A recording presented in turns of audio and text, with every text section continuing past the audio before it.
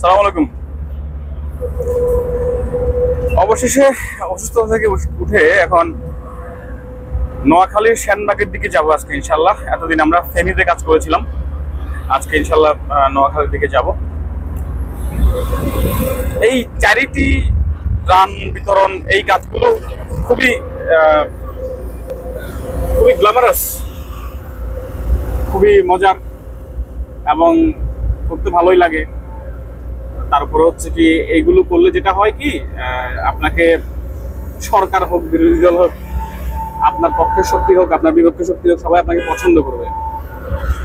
অনেকটা মানে দুনিয়া এবং আখিরাত দুটাই পাওয়ার মতো আর কি। তাই মানুষ এই চ্যারিটেবল কাজ করতে খুব আগ্রহ বোধ করে। সেই সাথে আমি চ্যারিটেবল কাজ করতে গিয়ে আরেকটা জিনিস দেখলাম, পৃথিবীর যত চ্যারিটেবল সংস্থা আছে এই প্রত্যেকটার চিফ যারা তারা সবাই কিন্তু বিলিয়নিয়ার হয়ে গেছে, এক একটা বড় বড়গুলো আর কি। আর ছোটগুলো তো তাও মোটামুটি ধনী। দৃশ্যমান কোনো আয় না থাকলেও তারা বেশ ধনী। ইভেন আমি শুনলাম যে এই ইউকে থেকে একটা চ্যারিটি সংস্থা আসছিল, যাদের যাদের যিনি কোঅর্ডিনেটর বা এমডি টাইপের, ওনার বেতন নাকি 50,000 পাউন্ড। তো আমার চ্যারিটেবল সংস্থাগুলোর যে লজিস্টিক কস্ট, ওটাও ইন্টারেস্টিং। ওটা হচ্ছে কি আপনার প্রায় 75% পর্যন্ত নাকি ধরা হয় যে আপনার টাকাটা ওখানে দেওয়া হচ্ছে, আপনি 100 টাকা দান করবেন, 75 টাকা খরচ হবে হচ্ছে আমি যে দানটা করে আসতেছি আমার বেতন, পথের খরচ এগুলো নিয়ে, আর বাকি 25 টাকা হচ্ছে কি দানের যাকে করা হচ্ছে তার কাছে পৌঁছাবে। ঠিক একইভাবে আমাদের সোসাইটির নর্মাল একটু অসৎ লোক যারা, তাদেরও সেম অবস্থা। দেখা যাচ্ছে প্রচুর চ্যারিটেবল কাজগুলো করে, বাট উনি ধনী হয়ে যায়, কিন্তু ওই চ্যারিটি দিয়ে আসলে খুব একটা কিছু হয় না। আবার আমি যদি ধরি যে একেবারে 100% চ্যারিটির টাকাটা হচ্ছে কি ওখানে পৌঁছাচ্ছে, তবুও আলটিমেটলি একটা জাতিগোষ্ঠীর উন্নয়নে কিংবা দারিদ্র দূরীকরণে চ্যারিটির আসলে তেমন কোনো ভূমিকা নেই। খুবই সামান্য ভূমিকা, খুবই সামান্য। কারণ এই জিনিসগুলো মোকাবেলা করার একমাত্র পদ্ধতি হচ্ছে রাষ্ট্র। একটা ফাংশনাল একটা সিস্টেম যদি থাকে, ওই সিস্টেমই আসলে এই দারিদ্র দূরীকরণে মেগা প্রজেক্টগুলো নিতে পারে, এবং এটা খুবই সম্ভব, খুবই সম্ভব। 1350 বছরের খিলাফতের ইতিহাসে আমরা দেখেছি এগুলো। কিন্তু গণতন্ত্র বা এই ক্যাপিটালিস্টিক ডেমোক্রেসি যাকে বলি আমরা, ক্যাপিটালিজম, এখানে হচ্ছে কি সরকারি খাতের চেয়েও প্রাইভেট খাতে গুরুত্ব বেশি দেওয়া হয়।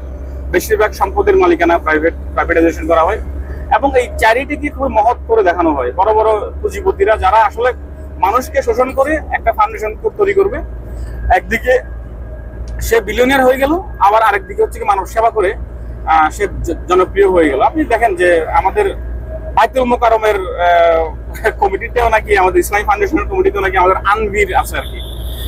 কি সব ক্রিমিনাল গুলো হচ্ছে কি আজকে আমাদের মাথার উপরে, মানে ধর্মীয় সংস্থাগুলোর মাথার উপরে বসে আছে অলরেডি।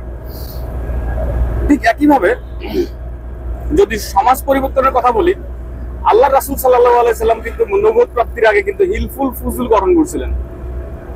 এটাও এক ধরনের এই সামাজিক উন্নয়নমূলক সংস্থা টাইপের আর কি, যেখানে তরুণরা একসাথে হয়ে ওনারা সব ভালো মানুষরা সমাজের উন্নয়ন করতেন, চ্যারিটি করতেন, অন্যায়ের বাধা দিতেন।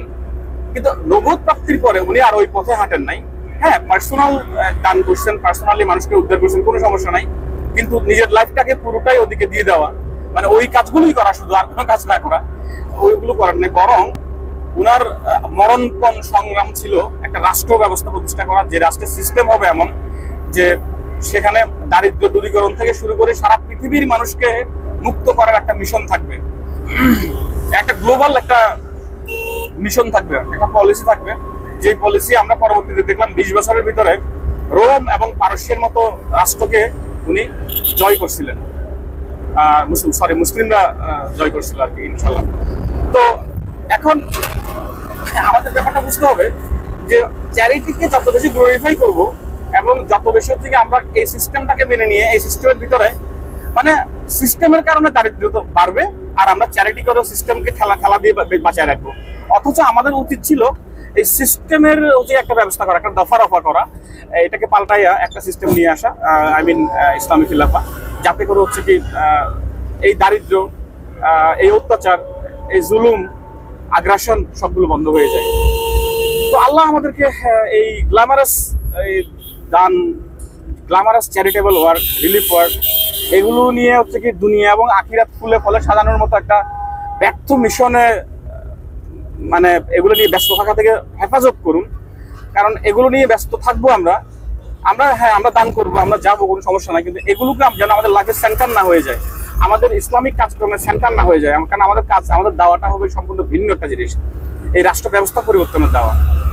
কিন্তু সেটা কিন্তু এত এত গ্ল্যামারাস না, সেটা সমস্যা হয়ে যায়। যেমন আমি যখন এই যে চ্যারিটেবল কাজগুলো করতে বেরোই, আমি যখন হচ্ছে ছবি টবি দিই, ট্রাকে করে যাচ্ছি, আমার থেকে ভাই খুব গ্ল্যামারাস লাগে। মানে মানুষ সবাই আমাকে কি ভালো বলছে ভাই, কি মানে আমাকে সত্যি আমার বন্ধুরা থেকে শুরু করে আমার আত্মীয় স্বজন সবাই খুব প্রশংসা করে, ভাই আমাদের বংশে একটা ছেলে আছে এত ভালো কাজ করে, এত ভালো কাজ করে। কিন্তু আলটিমেটলি আসলে এই কাজের মানে যদি আমি ইসলামিক দৃষ্টিকোণ থেকে দেখি, এমন কোনো মানে কিছু আসা যায় না এটা দিয়ে।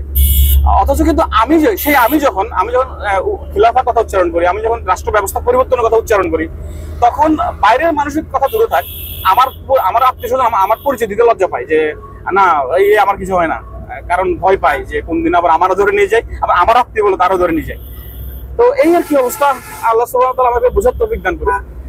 কারণ এইভাবে যদি আমরা এই সিস্টেমে থাকি, তাইলে আসলে প্রতি বছর এভাবে দানি করতে থাকবো, আলটিমেটলি কোনো লাভ হবে না। অত্যাচার বাড়তে থাকবে, জুলুম বাড়তে থাকবে। তো এই পর্যন্তই। আল্লাহ হাফেজ, আসসালামু আলাইকুম।